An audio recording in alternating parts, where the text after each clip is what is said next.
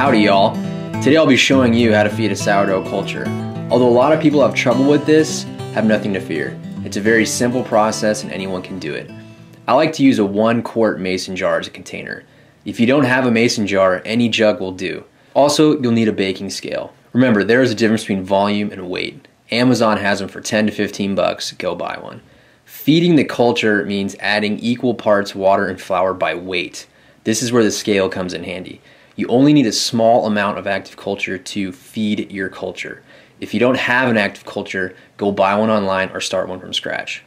Always add the water first and only use non-chlorinated water. Chlorine will kill the bacteria in your culture. Mountain spring water is best. Next, add your flour. Organic white flour is best, but any flour will work in a pinch.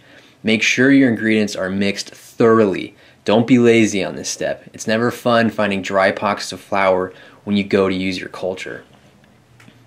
Once the water and flour are mixed, throw on a lid but keep it loose. Gas needs to be able to escape, but we also need to keep bugs out and competing strains of yeast and bacteria. I just throw on the mason jar lid without tightening it. At this point, you can either put your culture in the fridge or leave it out. If you want to make a dough, leave your culture out and don't touch it.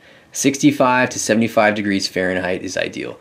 You'll see it grow over time and you'll know it's ready to use when it's reached its peak activity. This is when the yeast and bacteria have their greatest leavening capacity. It takes about 8 to 12 hours to get to this point, depending on temperature and type of culture.